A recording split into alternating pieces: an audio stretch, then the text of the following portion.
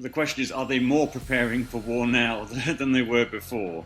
The whole China-Taiwan situation, it's about both sides showing that they are determined to see their own interests prevail. They want to make sure that the other side understands that they're ready for a war and they're ready to win it, whatever that means. And so what we're doing at the moment, what we're seeing at the moment, is lots of people signalling that they are ready for whatever the other side throws at them. And there's a political message behind everything. I think that most analysts don't think that China intends to invade anytime soon, but that it has to show that it is ready to invade, and that if the other side did something, really outrageous in its eyes, then it would be prepared to use force. But that's different from saying that it's actually going to use force in the immediate future. It's a warning. It's basically saying, don't think about declaring independence to Taiwan. The United States don't think about selling, particular kinds of weapons or increasing your cooperation in certain ways. It's all about the signaling. But that said, the capabilities of the Chinese side in particular are getting greater and greater. And so the point at which it might become possible for China to invade Taiwan is becoming closer and closer. Something that's much more likely would be some kind of blockade, some kind of internal subversion of Taiwan, hacking attacks on its infrastructure, knocking out its electricity supplies, that kind of stuff, which could be done without, a real overt show of force and an invasion. So I think Taiwan has to be ready for all kinds of possibilities. It's one thing for the armed forces to be ready by 2027, but it's something else for them to be completely sure that they would win by 2027, or that they will be willing to do it.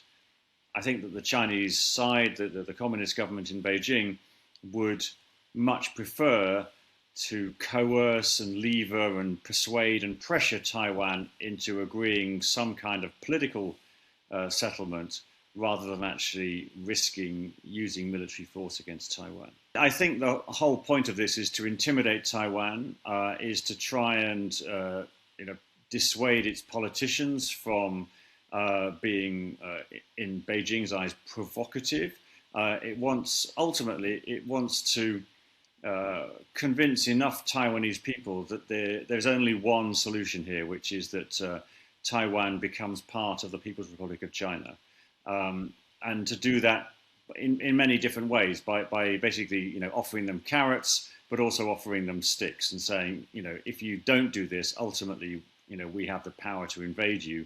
So much better for you to agree to peacefully unite with the mainland, rather than risking a war. I think pretty much everybody on Taiwan wants the current situation to continue. If you have a Taiwan passport, you can travel to pretty much every country on earth. You also have a relatively good standard of living, and some of your country's companies are some of the best in the world and export all over the place. So I think pretty much everybody in Taiwan wants things to stay as they are. The problem is that actually formalizing, actually recognizing, that status would cause a crisis with China. I mean, Taiwan is de facto today an independent country, but China is so determined to force Taiwan to unite with it, to become part of China, that it will do anything, including the threat of war, to stop that happening. So you kind of have this situation where China thinks itself is on a kind of long-term plan to incorporate Taiwan, to force it back into China, if you like. Whereas most of the people in Taiwan don't want that to happen. I mean, if there was a war, the implications would be absolutely massive, for the world economy. It would disrupt the flow of computer chips all around the world. Production lines in Britain and all around the world would stop working because they didn't have access to Chinese or Taiwanese or potentially Japanese or Korean, semiconductors, chips. But if it happens somehow without a conflict, then the chances are the world might not notice economically, but politically the implications would be absolutely huge, because if Taiwan leaves the Western camp, if you like, if it leaves the sort of American-led side of the world order and becomes part of China, then it means that the US presence in Asia is undermined, that the US alliance with Japan and Korea is undermined. Those countries themselves then might choose to develop their own nuclear weapons because they would feel that they can't rely on the United States. And we would be into a massive arms race in Asia that would have consequences that spread all around the world, even here in Europe. I think it's a good way for Taiwan to show that it's worried, and that they think that the Chinese are serious. It's also a good way for Taiwan to show to the Chinese side that they're preparing for all kinds of eventualities. Maybe they've seen the kinds of drills that the Chinese are preparing. A couple of years ago, there was a revelation that China had built a replica of Taiwan's capital, and it was training its troops to seize the capital. So we know that that's part of their planning. So it makes sense that they would try and seize the president and the rest of the government. So I guess this is a way of Taiwan signaling to Beijing, we know what you're thinking about.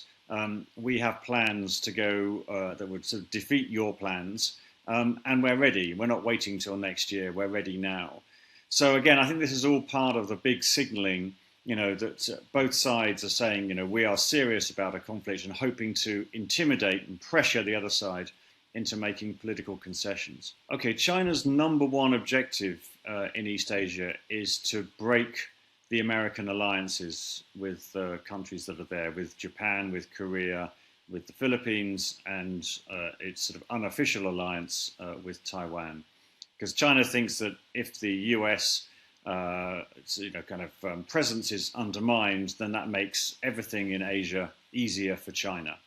And so if they can, get the US out of any of those alliances, then that's good for China, because it weakens the US's overall position in Asia, and therefore makes resistance to China's aims, kind of futile, because countries like the Philippines or any of the others really, are far weaker without the support of the United States. So that's the number one objective, is to get the US out of Asia. And so therefore, everything that China does is aimed ultimately at that. And one of the reasons why China is putting so much pressure on the Philippines is because it knows that the Philippines has increasingly become involved in the US planning for a possible conflict in Taiwan. So the US has access to bases in the Philippines, which would almost certainly be used in some kind of conflict with China over Taiwan. And so therefore, China is pressuring the Philippines ultimately because it wants to say to the Philippines, okay, we'll go easy on you if you break your relationship with the United States. If you close access to those bases, then maybe we could do a deal in the South China Sea. But it's not working, because I don't think anybody in the Philippines believes China when China says, we'll be nice to you in the South China Sea, we'll make concessions, etc. Because whenever they've tried to do that in the past, the Chinese side has never delivered. So it's all part of the same big picture, really. And the Philippines is just in the front line on this. But ultimately, China's big aim is to push the US out of Asia.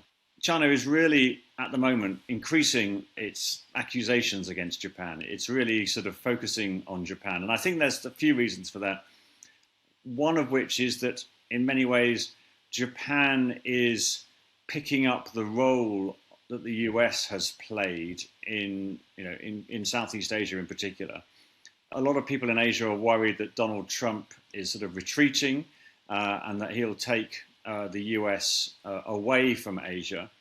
Certainly when Trump went to Beijing and had those talks with President Xi there, He came away saying things that sounded very much like the kind of things that China would want him to say. There's no need for a war, something can be worked out, perhaps we won't sell weapons to Taiwan, that kind of thing. And I think that's worried a lot of people in the region, in particular Japan. And so Japan is starting to step up to sort of help to supply the Philippines and other countries. Its Prime Minister has said that if there were ever a war over Taiwan, well, that would almost certainly affect Japan's interests, and it might be a reason for why Japan might get involved in a war, in theory, hypothetically. Lots of kind of, caveats, lots of ifs and buts there. But that's the sort of reason I think that China is particularly targeting Japan at the moment, because it thinks that Japan is going to try and step up and be a little America in East Asia. My main expectation of Xi in China is that he will keep on pushing the same thing. I think Xi thinks that he's in a position of strength when it comes to Donald Trump, that China's efforts to control the export of rare earth minerals has been successful, that China's advantages in things like renewable electricity and electric cars are so great that what China is offering to the rest of the world is going to be much better than what the United States is going to be offering to the rest of the world. So I think he goes there with quite a degree of confidence. He believes that the East is rising and the West is falling. So I don't think he's going to make any compromises. I could see him ultimately trying to make a deal in which the US, in effect, retreats to its side of the Pacific, that the trade war is dialed down, and that Donald Trump says, well, Taiwan, Japan, our other allies, you're on your own. I mean, that would be the ultimate victory, for Xi Jinping. I don't think that the American military would think that was a good idea, and Trump might have a big problem persuading his own side that that's the right thing to do. And he'd certainly come under a lot of pressure from all America's allies and partners around the world. But I think that's what Xi wants, and he thinks, step by step, concession by concession, he thinks that Donald Trump might be willing to give him some of what he wants. I think it's going to be a big arm wrestle here, and it's also going to depend on who's really in charge in Washington. Is it Donald Trump and his small group of advisors, or is it the bigger group? The people, the generals, the admirals, what's left of the diplomats, telling him, if you do this, then actually it might look like a short-term win, but in the long term, it'll be bad for the US's global presence. So I think there's going to be a lot of arguing in Washington in the run-up to this visit. But I think probably right now, President Xi is feeling quite confident.